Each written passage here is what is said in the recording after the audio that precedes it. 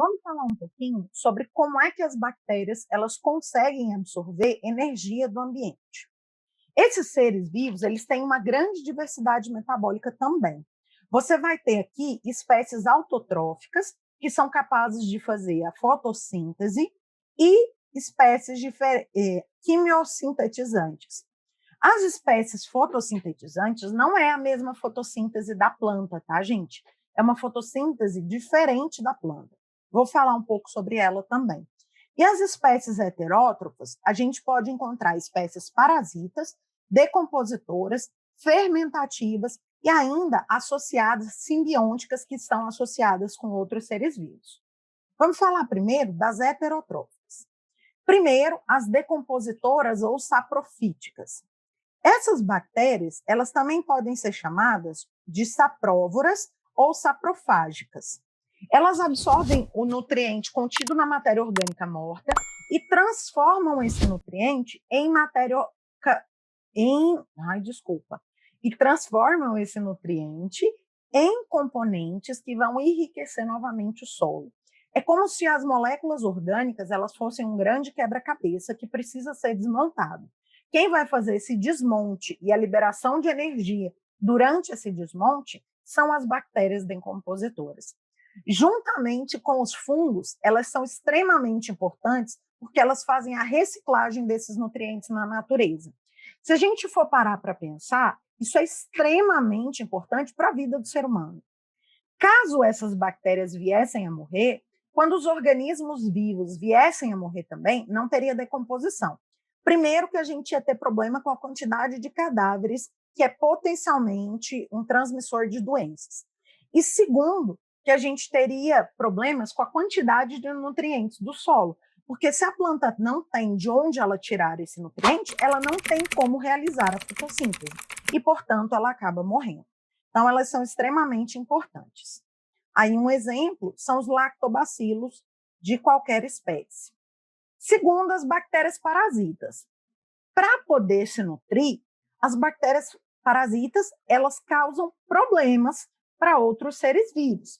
É o caso de doenças como, por exemplo, a sífilis, a gonorreia, a cólera, a coqueluche,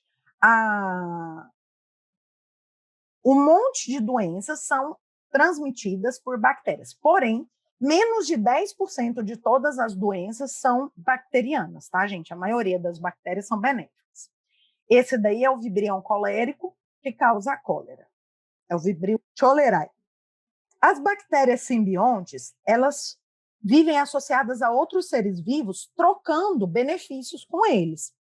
No caso aqui, ó, a gente pode associar, por exemplo, bactérias com raízes de leguminosas. As leguminosas são feijão, ervilha, soja. Elas são plantadas, quando elas são plantadas no solo, elas nem precisam de adubo, porque esses nódulozinhos aqui, ó, que são bactérias que estão fixados na raiz dessas plantas, ele fixa o nitrogênio atmosférico. Graças a essas bactérias, as bactérias são os únicos seres vivos que conseguem aproveitar o nitrogênio diretamente da atmosfera, como nitrogênio, transformando o nitrogênio gasoso em sais nitrogenados capazes de ser absorvidos por outros seres vivos. Daí o nitrogênio entra no corpo da planta e posteriormente entra no nosso também, quando a gente se alimenta de plantas ou de alimentos de origem vegetal. Nesse caso aqui, o que acontece? Muitos agricultores utilizam, após a plantação, eles tiram ali daquela plantação, colhem o que haviam plantado e, posteriormente, plantam só leguminosa para recuperar esse solo. Isso pode acontecer, tá?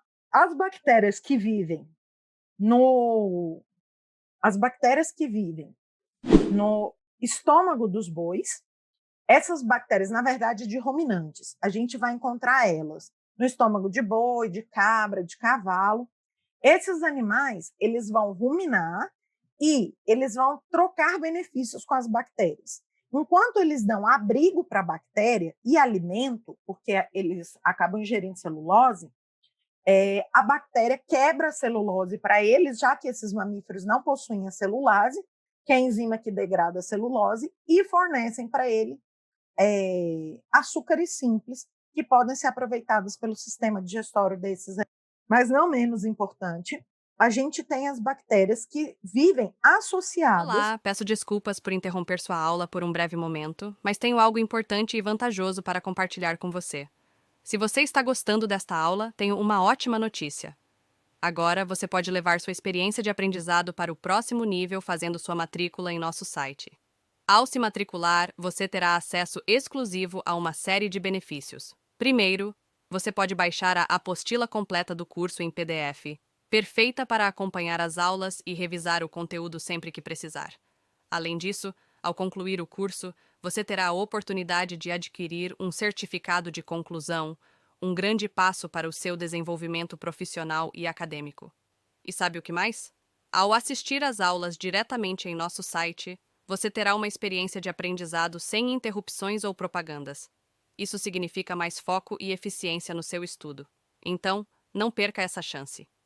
Clique no link na descrição deste vídeo ou visite nosso site para se matricular agora mesmo. É rápido, fácil e vai transformar a maneira como você aprende. Agora, vamos voltar à aula. Obrigado por sua atenção e nos vemos no site. Associadas ao intestino dos seres humanos. São a tal da flora bacteriana. Essa flora bacteriana ela é extremamente importante para não deixar a gente doente, porque senão a gente teria muito mais doenças do que normalmente a gente tem.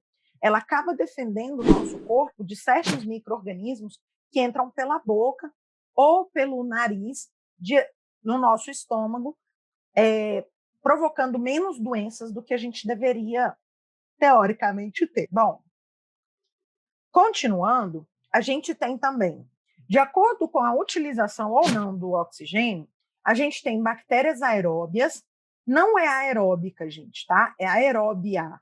Aeros vem de ar e bio de vida. Então, são aquelas que precisam de oxigênio para fornecer energia durante a quebra da glicose.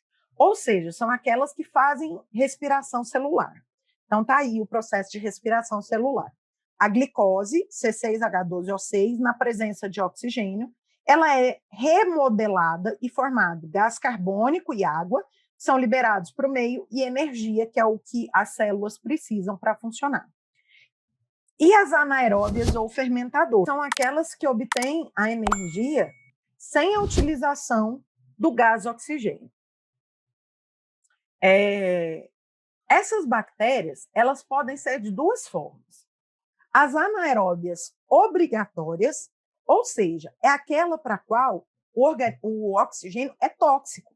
Se ela entrar em contato com o oxigênio, ela morre, não tem mais o que ser feito. Tá? É o caso, por exemplo, da bactéria que causa o tétano, é o caso, por exemplo, da bactéria que causa o botulismo. São doenças extremamente sérias e que podem ser letais. E temos também as bactérias anaeróbias facultativas.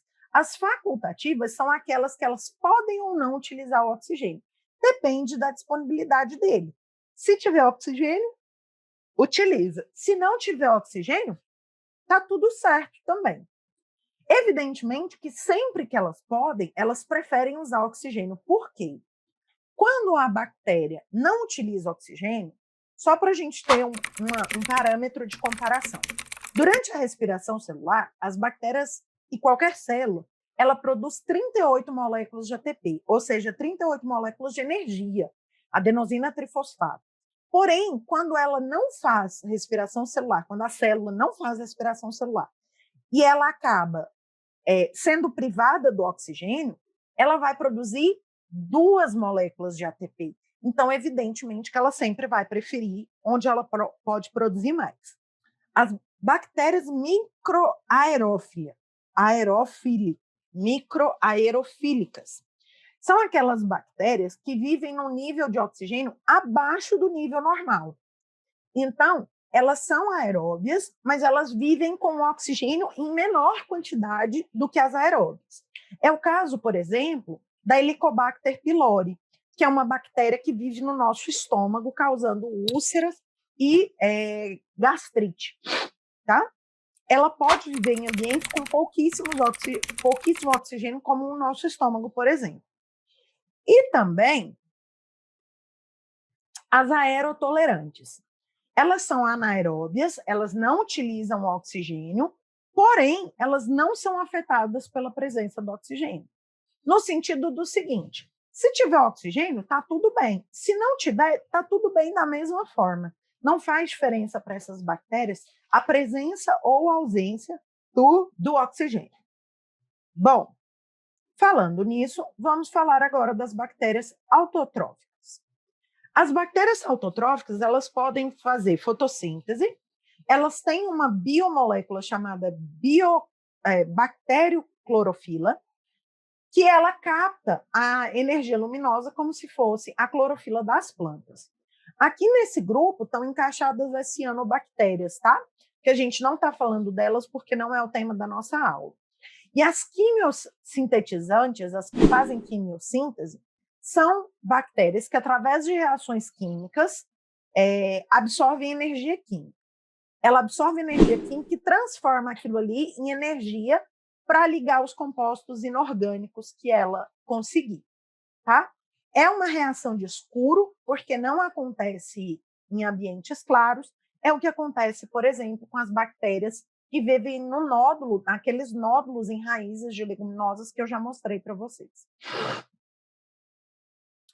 No caso dos dois, em ambos os casos, tanto na fotossíntese quanto na quimiossíntese, que vocês vão poder acompanhar pela apostila, vocês vão ver que ocorre a produção de glicose, nos dois casos, tá, gente? E aí, tudo bem? Estou passando apenas para deixar um recado bem rápido para você que acabou de ver essa aula e que gostaria de assistir a todas as aulas desse curso. É bem fácil, basta você clicar no link que está na descrição deste vídeo ou acessar www.novacursos.com.br.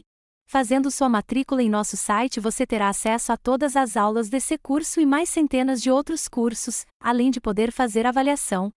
E caso você queira, poderá estar adquirindo o certificado com um valor bem acessível. Esse foi o recado que eu queria dar, aguardo sua matrícula. Até breve!